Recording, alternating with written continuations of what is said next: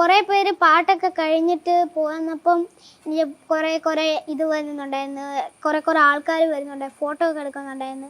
അതൊക്കെ ഭയങ്കര ഇഷ്ടമായിരുന്നു. പിന്നെ അത് കഴിഞ്ഞിട്ട് ഇന്നലെ ഒരു സാറ് വിളിച്ചിട്ടുണ്ടായിരുന്നു രാത്രിക്ക്, മറ്റേ ക്യാൻസർ ആയിരുന്നു അപ്പോൾ ആ സാറിന്. അപ്പോൾ സാറ് വിളിച്ചപ്പോൾ എനിക്ക് കുറേ സന്തോഷമായി.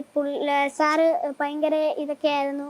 സാറ് വയ്യാതെ ഇരുന്നപ്പോൾ പെയിനൊക്കെ ആയപ്പോൾ കുറേ നേരം പാട്ടൊക്കെ കേട്ടോണ്ടിരിക്കുമായിരുന്നു. പുള്ളി സന്തോഷമായിരുന്നു. ഇപ്പോൾ ഒരു കുഴപ്പമൊന്നും ഇല്ല. ഞാൻ അങ്ങനെ ഒരു നല്ലൊരു ഇതൊക്കെ ആയിട്ട് ഇങ്ങനെയായിട്ട് എനിക്ക് അതും ഒരു എക്സ്പീരിയൻസ് ആണ്. ആ വാക്കുകളാണ് മോന് കിട്ടിയ അവാർഡിനേക്കാളും ഏറ്റവും മികച്ച അവാർഡ്. Hats off. പിന്നെ അത് കഴിഞ്ഞിട്ട് പിന്നെ എനിക്ക് മൊത്തത്തിൽ 8 മെഡൽ മൊത്തത്തിൽ കിട്ടിയിട്ടുണ്ടാ അവിടുന്ന്, മുംബൈന്ന്. അപ്പൊ 8 മെഡല്, പിന്നെ ഒരു ട്രോഫി, പിന്നെ അവിടുന്ന് ഒന്നും കിട്ടിയിട്ടില്ല. പിന്നെ ഹർഷ് ഭയ്യയുടെ ഒരു ഹർഷ് ലിംബാച്ചിയ ഭയ്യല്ലേ അവിടുത്തെ, അപ്പൊ അവിടുത്തെ ആങ്കർ ആയിരുന്നു. അപ്പൊ ആ ആങ്കർ ഒരു പാട്ടൊക്കെ ചെയ്യണമെന്നൊക്കെ പറഞ്ഞ് വരച്ചായിരുന്നു. അപ്പൊ ഞാൻ ആ പാട്ട് റെക്കോർഡ് ചെയ്തിട്ട് അവിടെ നിന്ന് ഇങ്ങോട്ട് വന്നിട്ട് പിന്നെ അവിടെ നിന്ന് നേരെ പോയി. പിന്നെ അങ്ങനെ കുറെ ഗിഫ്റ്റ് ഒക്കെ കിട്ടുന്നുണ്ടായിരിക്കും അല്ലേ? ഇന്ന് എന്നൊരു ഗിഫ്റ്റേ കിട്ടിയിട്ടുള്ളൂ. ഇന്നൊരു ഗിഫ്റ്റേ കിട്ടിയിട്ടുള്ളൂ. ഇന്നൊരു ഗിഫ്റ്റ്. ഇന്നലെ മിനിഞ്ഞാന്ന് കുറെ ദിവസമായിട്ട് ഒരുപാട് ഗിഫ്റ്റ് കിട്ടി കാണൂല്ലേ? ഇന്നലെ രാത്രിക്ക് ഒരു ട്രോഫി കിട്ടിയിട്ടുണ്ടായിരുന്നു. അപ്പൊ അത് പുറത്തുനിന്ന് വന്ന ആൾക്കാരാ. അപ്പൊ അവര് 2 ട്രോഫി തന്നു ആൾക്ക്. ഇത് വെൽക്കം ഒക്കെ പറഞ്ഞ് അങ്ങനെ ട്രോഫിയൊക്കെ തന്നു വീട്ടിന്റെ മുമ്പിൽ തന്നെ.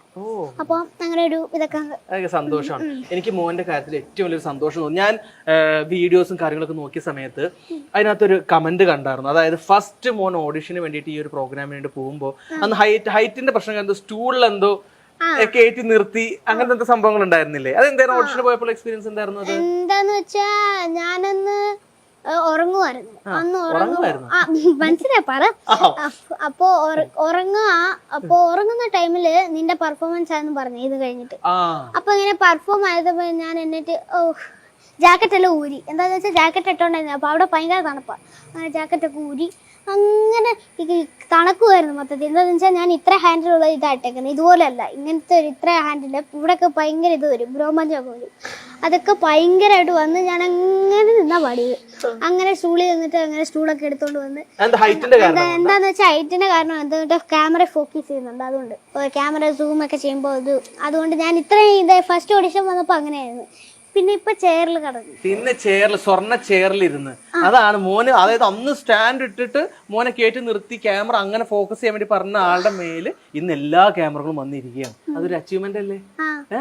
ഭയങ്കര ഹാപ്പി അല്ലേ ആ കാര്യത്തില്? പിന്നെ അങ്ങനത്തെ ഇതൊക്കെ വന്ന് പിന്നെ ഗോൾഡൻ ചെയറിലൊക്കെ നിന്ന് നന്നായിട്ട് പാടി.